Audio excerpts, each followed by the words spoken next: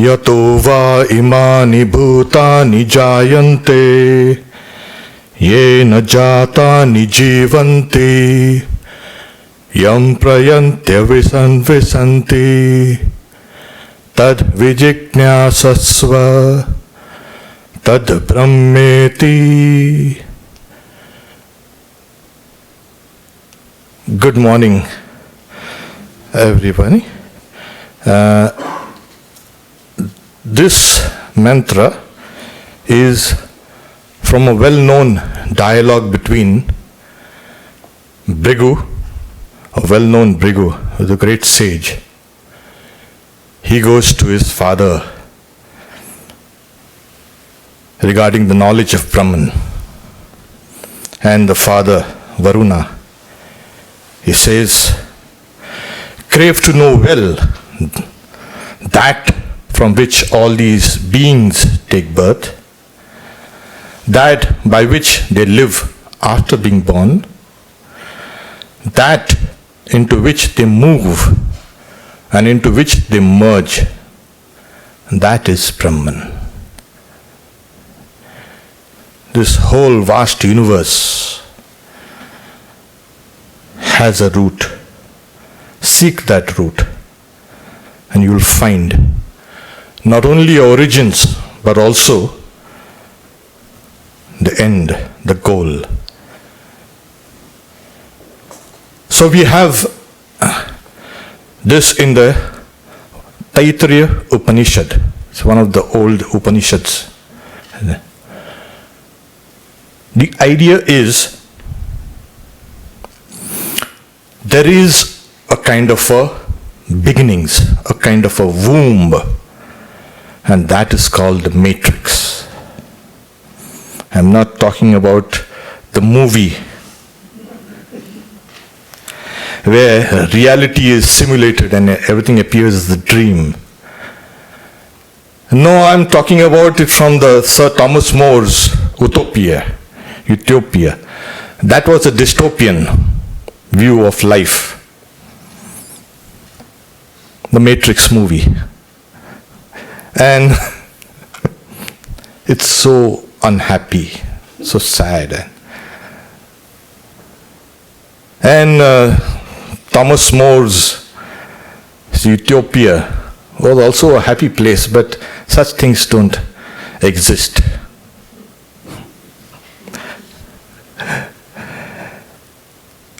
So I'm using the word matrix in the sense of origins, not in the biological or the mathematical sense.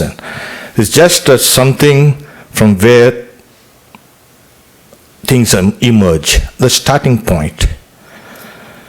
And Bhrigu is being taught, search there.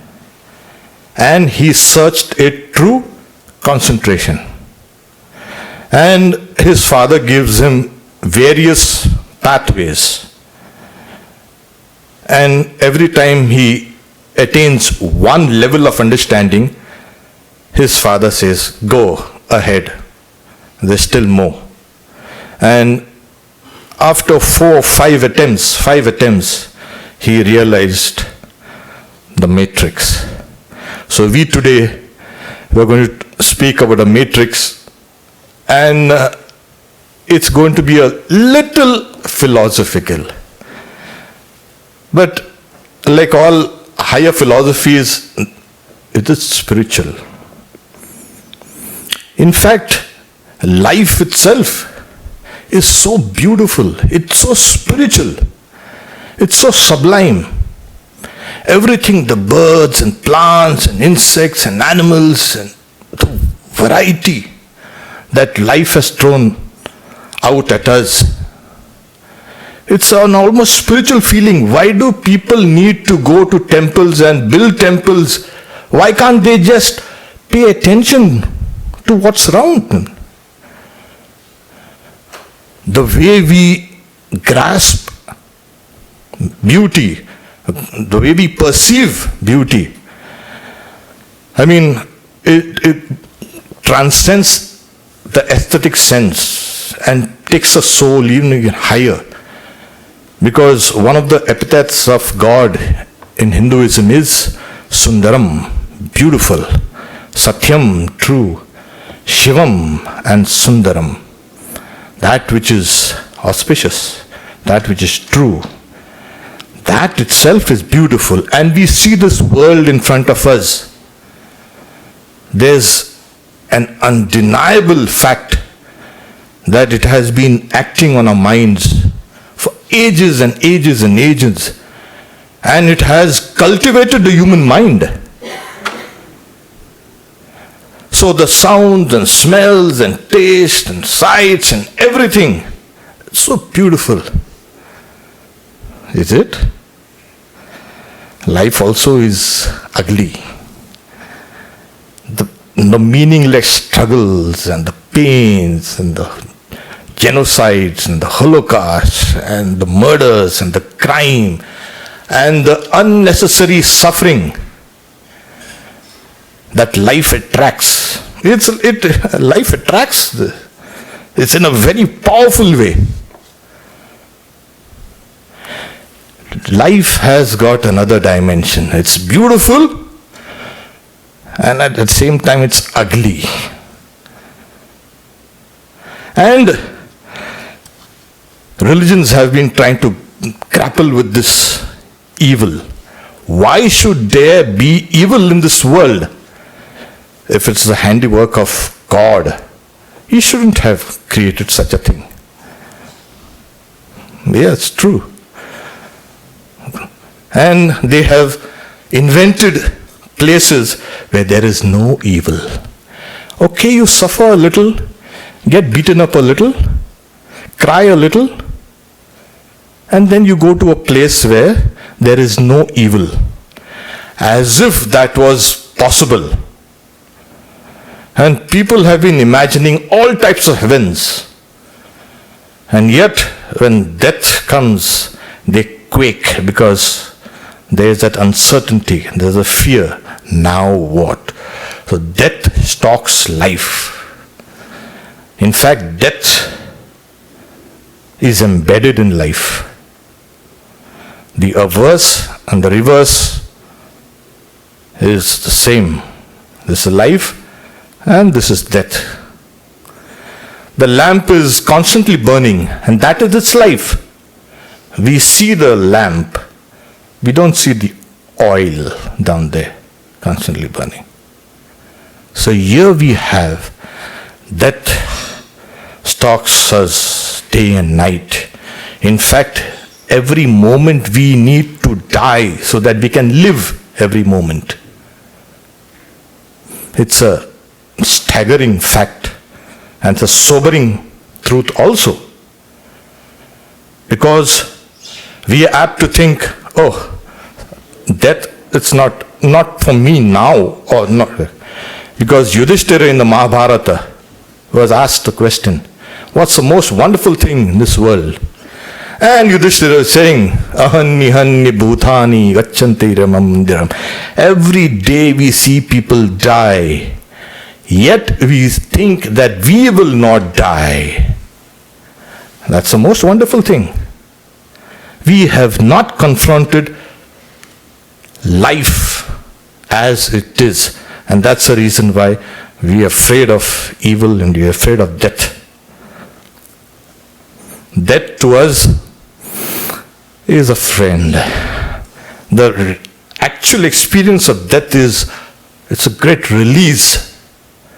It's not something evil as is depicted. So here we are. Life has got such huge, you can say, dimensions. Life is also interconnected. And as we know, and thank God for science, it's teaching us that one life balances another. No life is insignificant. We may look at it as insignificant. We may look at ourselves as insignificant. But no. That's a great web of life. In the Mundaka Upanishad, the illustration is given of a spider that throws out a web out of itself and withdraws that web back into itself.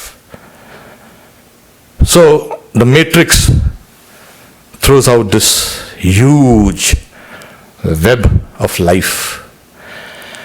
And in the Upanishads and even the Bhagavad Gita, we find the analogy of a tree, a great tree of life.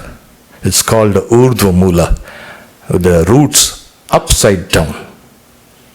Generally, we see the tree as a tree. Her roots are hidden. But in this case, if you go to a bank of a river or a lake, you will see a tree on the banks. It's upside down. Here you are. So this tree of life comes down with the stems and branches and twigs and leaves and spreads out all over. We are all connected. And today, thanks to science, all life has almost the same DNA. The tree, the plant, the animal, the insects, the birds, the works. Even something called the low life that we see in this world has got the same blueprint. It carries that same history, that long evolutionary history of 4 billion years, 3.5 billion years. We carry this in our DNA. That memory is there in us. We have traversed all these millions and millions of years. That's life replicating itself. And it cannot replicate in an isolated way. It has to replicate in an environment which is connected. So life balances life. Life is connected to life. And here we are. No life is useless. No life is insignificant. In one of mythological literature, we have Indra, the king of the gods. We have many heavens and we have many gods. We don't stick to one. We like variety. In Indra's heaven, Indra is a king of the gods and all are subservient. There is something called Indrajal, the net of Indra.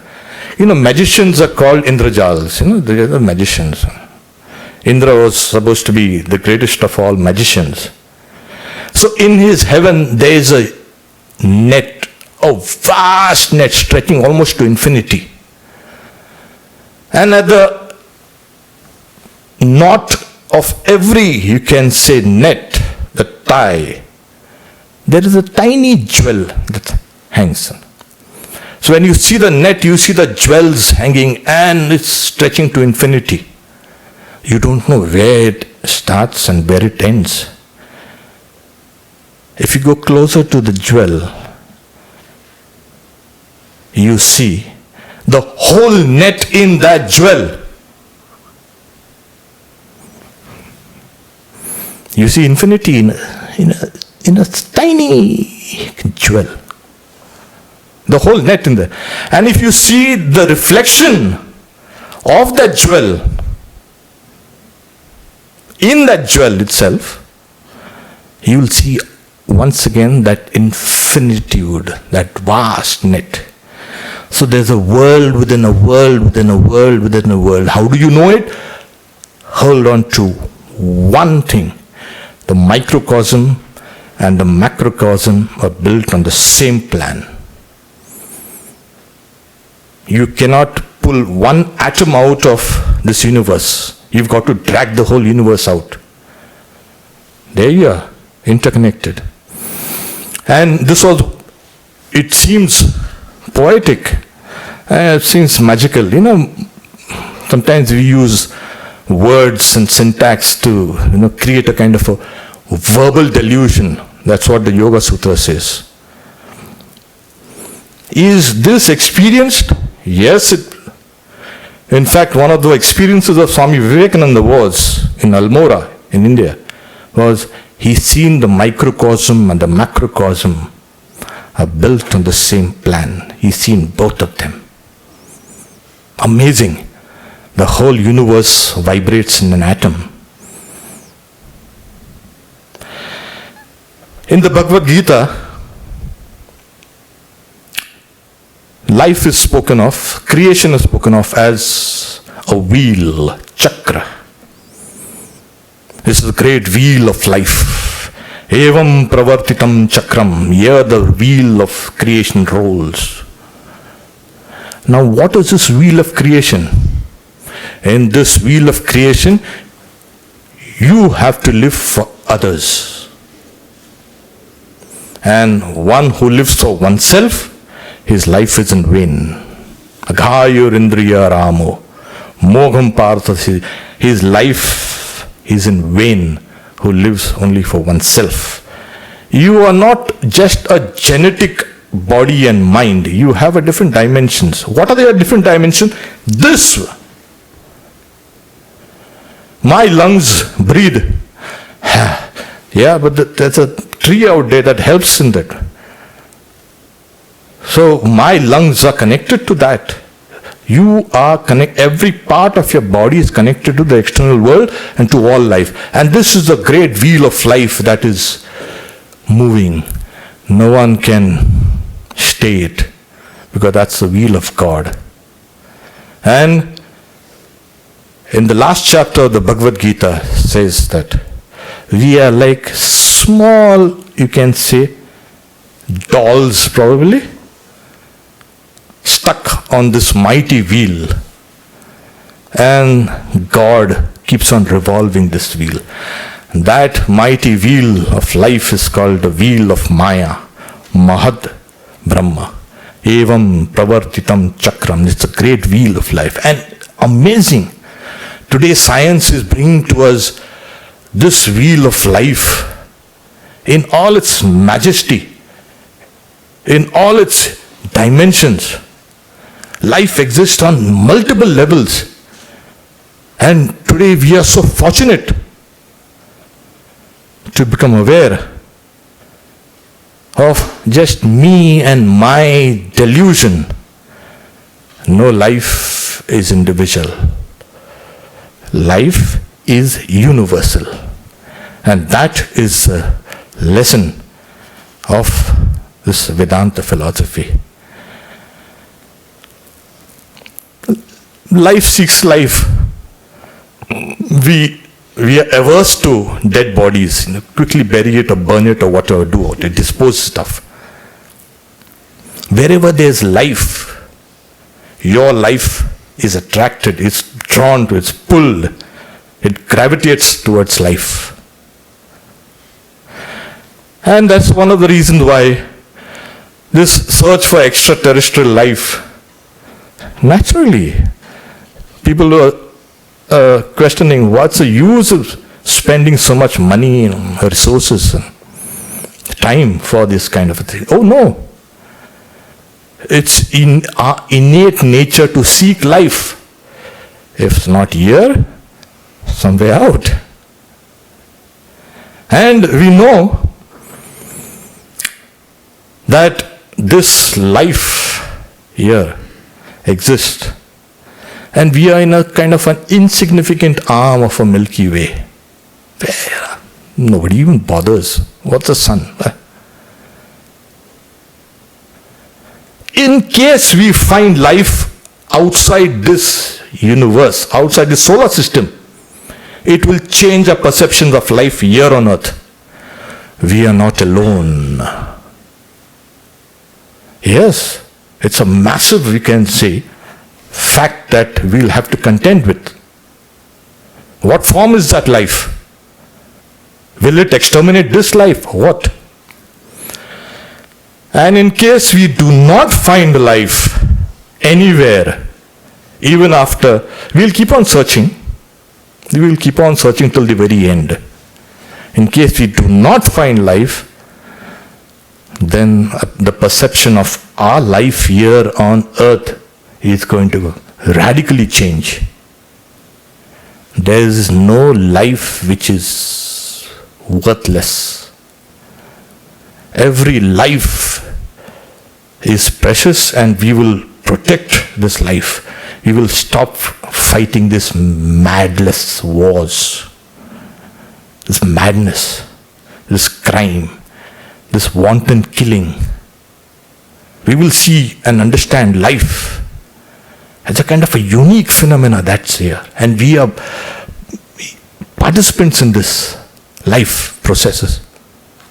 It's a tremendous, you can say, knowledge that's going to liberate us. And it will bring in the sense of responsibility. That is very important. We will be responsible for every life. We will be responsible for every moment of our lives.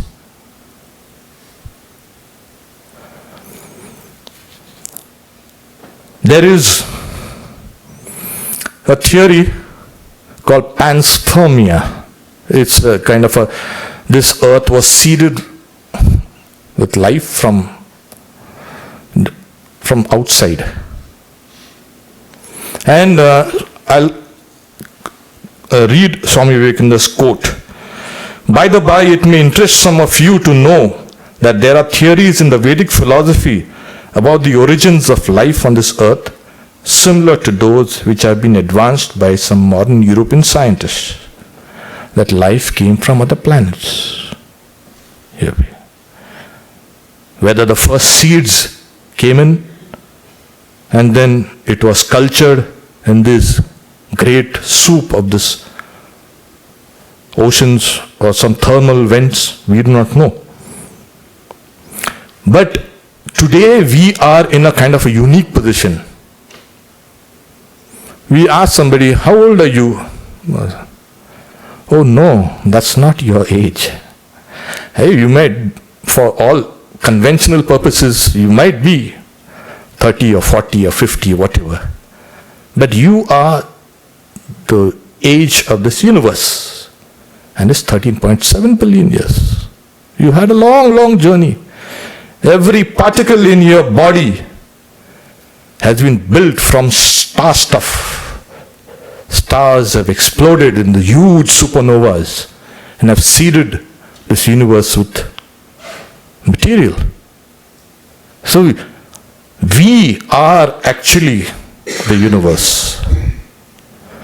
Our bodies have been cycling and recycling all materials.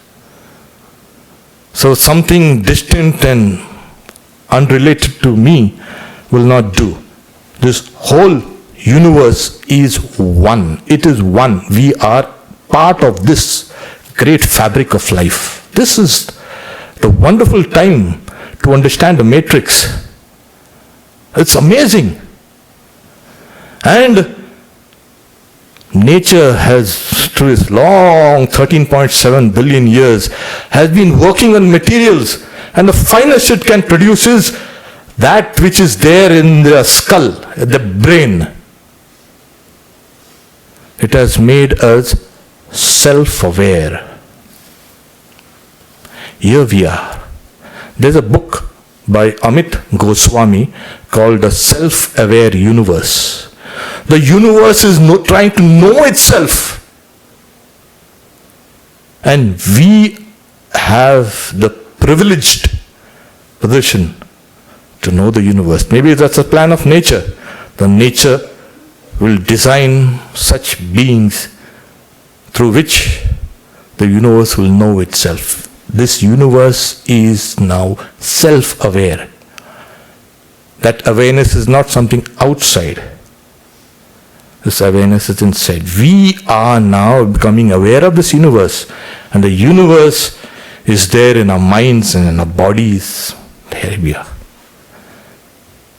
And this is the greatest gift of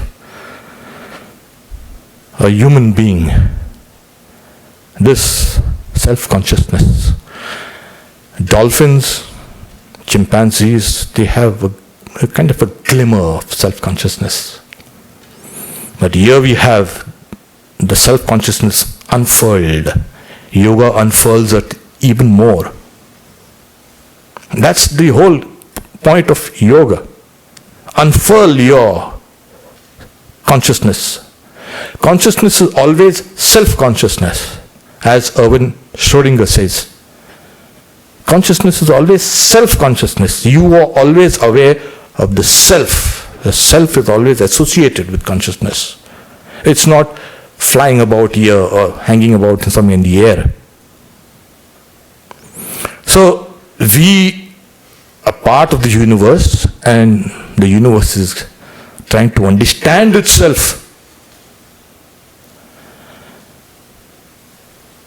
For the last 8,000 to 10,000 years, humankind has been tailoring this universe, this external world. Oh yes, our dogs and cats and horses and cows and plants and animals, we've been doing the tinkering. God has created the banana, God has created the cow. Please, wait. We have been tinkering with interbreeding with the genetics. It's not just Gregor Mendel who was experimenting with peas. The wheat, the rice and corn and everything is a result of crossbreeding. We see which is the most fruitful, which is the most rugged. And we have been tailoring this universe through agriculture. So long, for millions of years, we were subject to evolution. Yes, we were like playthings in the hands of evolution. Powerful evolutionary forces was designing and redesigning us, fine-tuning us all life. Today, we are participants in this great movement. Genetics, technology, even cloning, whatever. Somewhere we have been able to now start helping nature, helping or destroying nature, I don't know. But it is here to stay. Whether we want it or no, we have been given a kind of a responsibility also to create life. Artificial intelligence is here to stay. It's already here. So there are dangers? Yeah, there are dangers, yes. So what is there? My argument is, so long we have been playthings of nature, now we are participants with nature in designing, in tailoring lives. We've already been doing this with medicines, trying to cut off some of the diseased, you can say, genetic code there. We've gotten to the heart of matter, the heart of life. And we have not even come to this reincarnation. I'll leave it like as that. Because reincarnation is, you are reincarnated over and over and over again. But since the topic is a matrix, we'll get down to the matrix. What I just spoke about is just common knowledge found in scriptures and books and scientific journals or whatever. It's nothing new to us. When we see this world, the first thing that happens, for a mature mind, is what is this universe composed of? We know there's a periodic table and we know this. And when we try to discover, like we all do, trying to whittle things down, trying to narrow things down, try to separate things so that we can study that. we find matter in its various forms, and we have something called energy, what in India we call Akash and Prana. Akash is the universal material. Space. Akash is space. Saying space. Space is empty. Says who? Space is not empty. All the possibilities of life and everything are in that space. There's no empty space. That's the crucible. Space is the crucible. We have risen from space. And that matter has evolved. We have something like dark energy and dark matter comprising more than 90% of this universe.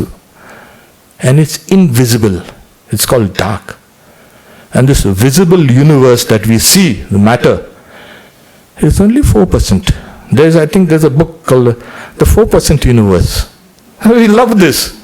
I was so happy when I said, yeah, finally, people are talking about Akash. Finally.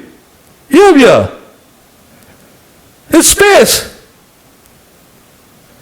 And from that space, we have some, you can say, froth on the waves of this vast ocean of matter, of space.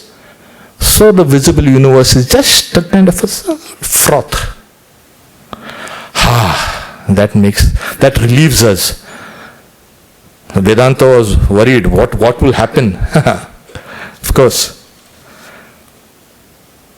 We have also, now where is this matter? It's everywhere, in the periodic table, in fire, in water and earth. What exactly is this?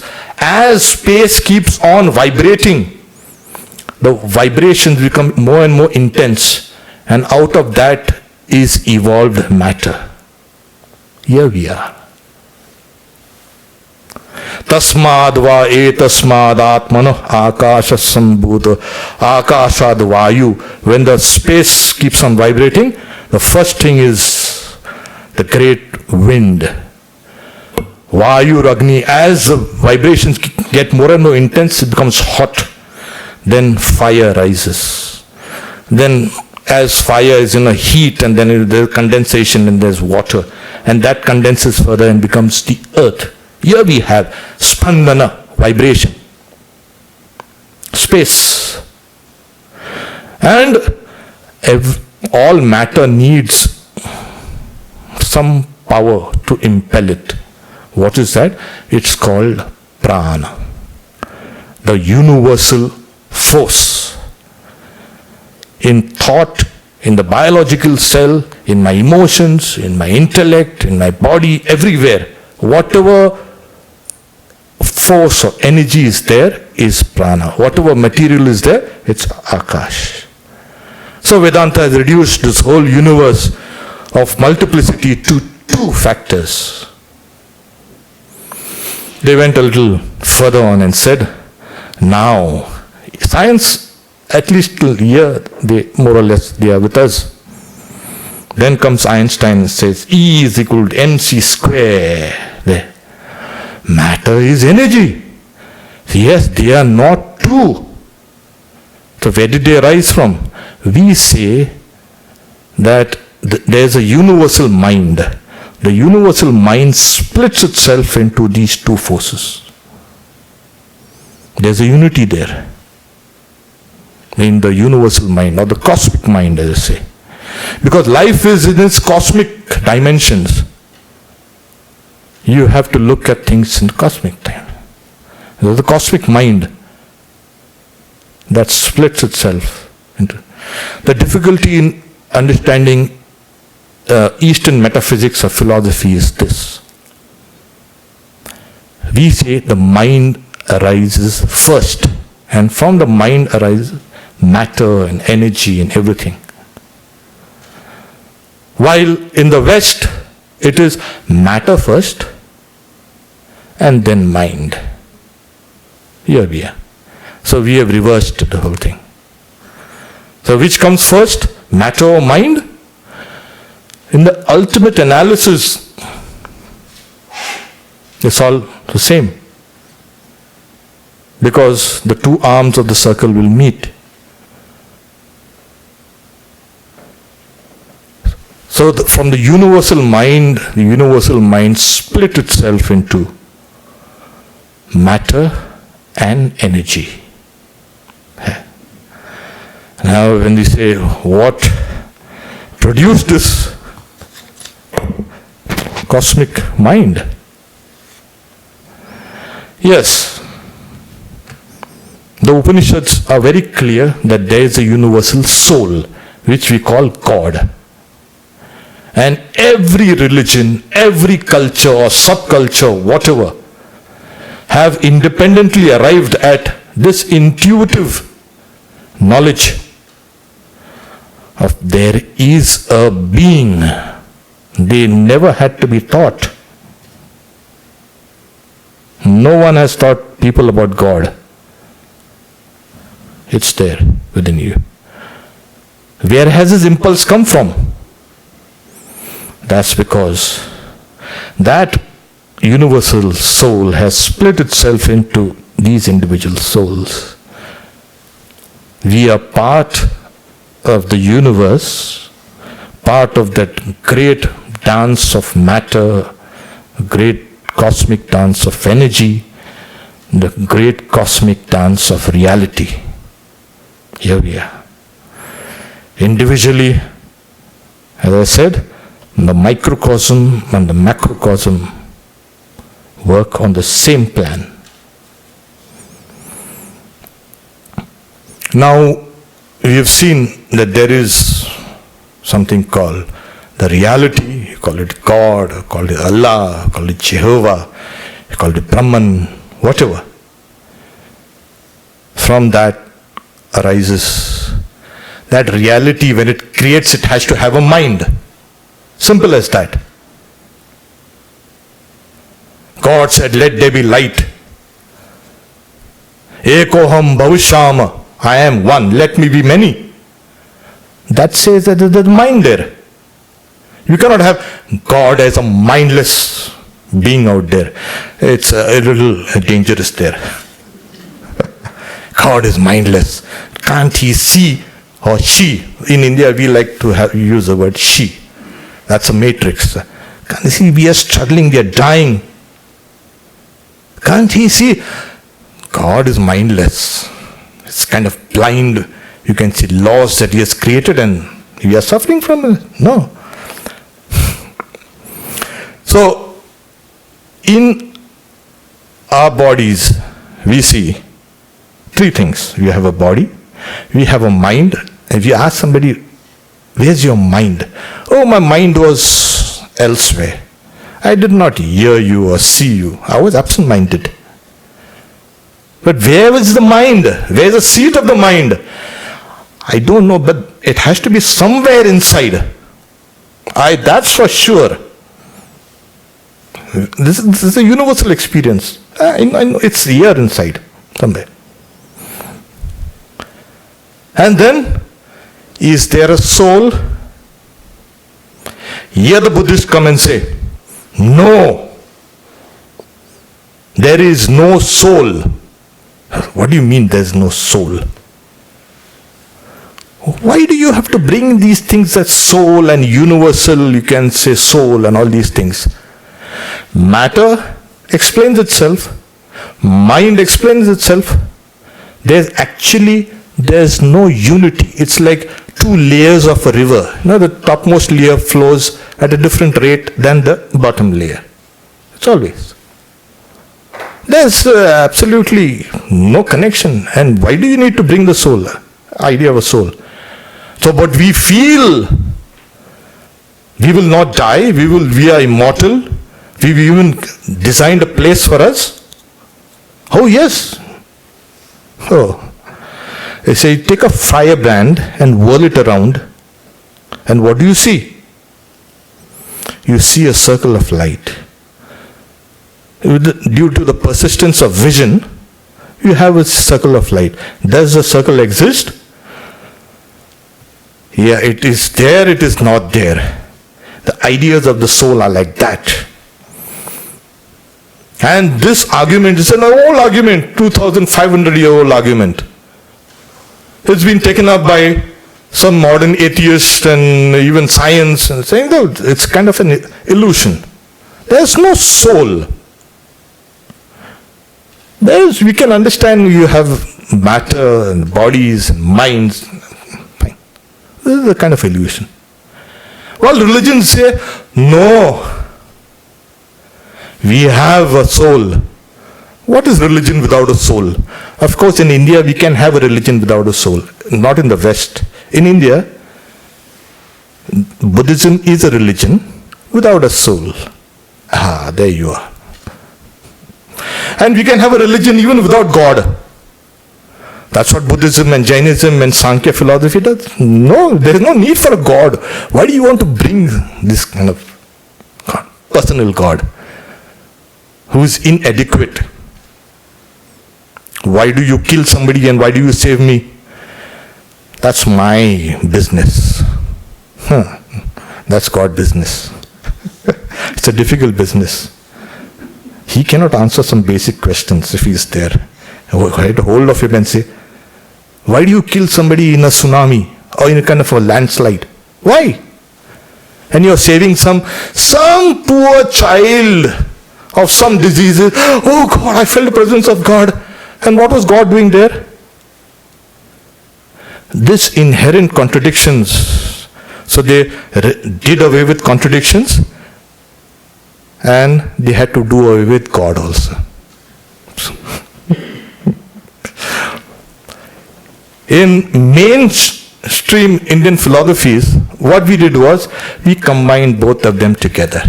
The good and the bad, the beautiful and the ugly, and the life and death, and everything's together. Don't separate them. That's a mistake. And this world is the world of relativity. What is good to me today is evil to me tomorrow, is bad to me tomorrow. What is good to me is someone else's joy. So in this world of relativity, why do you separate the good and bad? These are childish dreams. There is something called good and there is something called evil, and both are eternally separate. You will fall into contradictions. And this is where atheists and they try to attack religions. Because we have not been able to formulate mature arguments against this good and evil doctrine. So here we are, whether the soul is an illusion, the world of higher man. Do you see that? That's the soul for you. It does not exist. Body is a stream of continuously changes. Continuous changes. Mind is another stream of continuous changes. And this changeableness gives rise to the illusion of a soul. And we say, Vedanta says, God is real and everything else is an illusion. What? The Vedantists will say, can you prove matter? You ask me, can you prove God? Wait first, can you prove that matter exists? And today, thank God, science is with us. It's kind of an illusion. It's like hologram. And they say, that the atom is just simply empty space. Here we are. Matter as matter does not exist. When you see me or I see you, where are you seeing me? Here or in your brain? Here you are.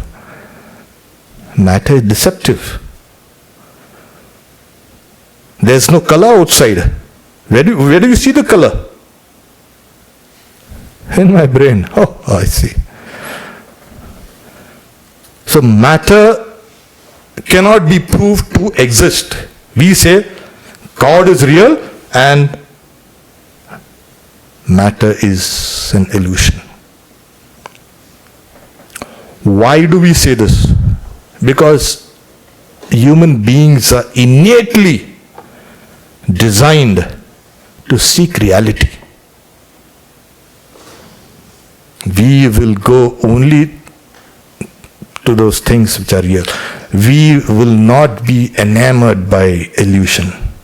You go to a magic show and it's so wonderful, but you know it's magic. It's an illusion. It's unreal. Your heart won't be in it. Our heart is in reality. Human beings are designed, their minds are designed to seek reality. And that's the reason why we have diverse religious doctrines. And this is the problem with religions. They are quarreling with each other. My point of view is the only point of view. I think Sri Ramakrishna has leveled the playing field. There we are. It's your point of view, it's your view of reality, you go towards it. You don't need to quarrel about those things. So we have religion saying that the soul is real and what you see outside is a manifestation of that soul. So are we the body separate, the mind separate and the soul separate? The Buddhist, as I level some arguments, their arguments, are they three in one? One existence appearing as three. When you have the perception of the body, you don't have the perception of the mind. And that's the reason why people are searching for the mind in the brain. Good luck to them. And they are searching for the soul inside somewhere here. When you have the perception of just the body, your mind and soul has vanished. When you have the perception of the mind, your body vanishes. In deep meditation, when the mind goes through a kind of an upheaval, rises higher, you don't have the perception of the body. And when you have the perception of the soul, the perception of the mind and the body disappear. Yeah. So Vedanta says, they are not three things. The one thing appearing as three. You are a soul endowed with consciousness, bliss, existence, the Satchidananda. Now all these things might seem a little speculative. Oh my God, it could be just a play of words. There are arguments again. So these two opinions, whether the soul is an illusion or the soul people, the soulful people always talking, we are trying to search our soulmates. What? Soulmates? There is no such thing as soulmates. You have a body mate or you have a mind mate. You don't have a soulmate. Searching for the soulmate. You search for the soul. That is religion.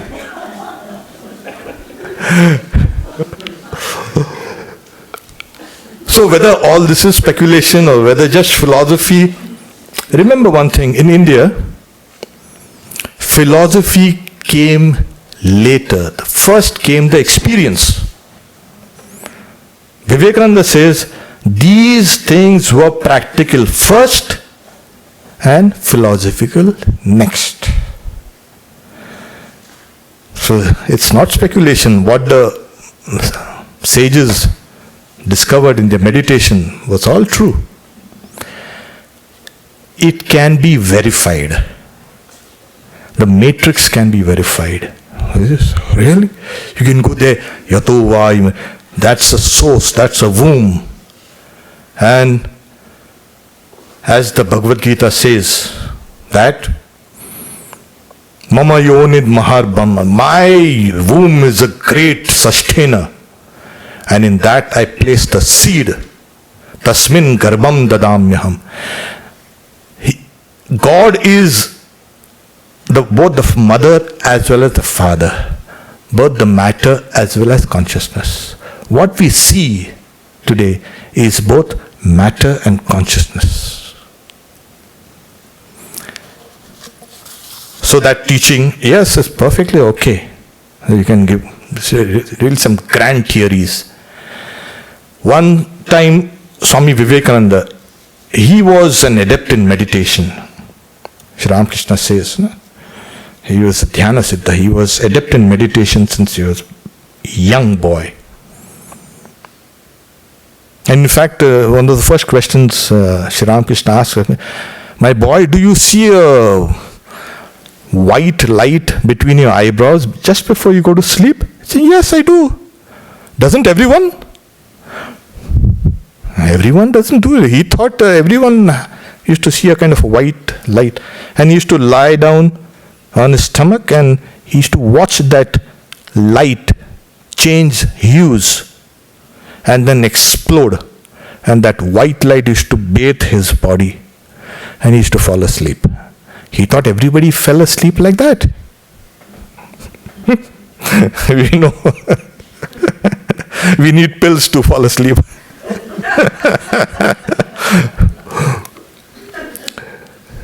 But he was a past master in meditation. So he used to meditate. One day he seen a vision and he came to his guru, Ramakrishna, in Dakshineshwar. He's trying to describe to him that vision. What exactly are we seeing? I'm seeing a kind of a luminous triangle pulsating and changing hues. And then he keeps on describing. Sri Ramakrishna says, you have seen the source of creation. You have seen the matrix. I too have seen this matrix. And every moment that matrix is producing worlds and worlds and worlds. It's spewing out, as you say. So, Swami Vivekananda, yeah, thank God. My vision is not a kind of a illusion. Here we have a direct experience of the matrix. And creation is always, the very word creation means God created this universe and He's taking rest. Oh, don't worry, in India we have God is lying down on His bed of a huge snake and taking rest. What's that? He's taking rest because he's tired after all this creative activity. Then he's not a creator. If God has to take rest, He's not a creator anymore. Creation and creator are like two parallel lines running together. As long as there is creation, there will be a creator. And this creator's creativity or creative energies does not exhaust by just producing one solar system. What's that? It's continuous. It's almost inexhaustible. It's infinite. Creation is constant. You cannot have this world was created some billions of years ago, and now God is a little engaged, tired, and taking rest. No! We don't want such a God. What kind of God is this? No, it's a human God. We don't want a human God. We want a superhuman God. And this is where we must understand creation is constant. That matrix is alive. It's constantly creating worlds and worlds that Swami Vivekananda experienced. That Ramakrishna experienced. So this is the matrix. It is now there, pulsating, palpable. Where? It's there in our own souls. The soul and the mind and the body, and this whole creative process is sustained because of this matrix. If the matrix stops, everything stops. We cannot afford that kind of reality. And that's the reason why, to search for this matrix, we have to dive deep within our soul. And as we plunge deeper and deeper in within our souls, you find your individuality melting. And obviously, into something which is called universality. The Buddhist was saying the individual soul as an illusion. Vedanta says, yes. The individual soul within you is a kind of a temporary reality. It's called Vyavaharika, a temporary. As long as this body is there, you have a soul. But as you keep on plunging deep down in your soul, not searching for your soulmate, of course, and there you find it's emerging out into universality. That is the nature of every individual. That is the nature of this universe. That is the nature of the matrix. This is the nature of reality. And Bhrigu, when he was taught by his father Varuna, he added a word. Tad vijignyasva. This has to be known. You simply, I keep on telling you and you go away. Saying, no, this has to be known. Tad vijignyasva. This has to be known. I mean, Sanskrit seems a little kind of distant to you, but don't worry, it is like a Gnya dhatu. That is, the root is Gnya, to know. And the same root is found in Gnya, in knowledge, gnostics, gnosis, all these things. So this has to be known, this has to be realized. Is it possible in this? Yes, it is possible. When you know where to seek for it. As Swami Vivekananda sought for it in his own heart, in his own meditations. And he had a vision that corresponded to reality. I'll stop here. I don't want to make this thing even more heavier. But we are the matrix. We are part of the matrix. We are the origins. If we can find our origins, we will find a goal. Because everything moves in a huge circle. That's the cyclic nature of things. So, Jaha shuru waha khatam. There's an old song. Where you begin, there you end. And once you've seen the reality,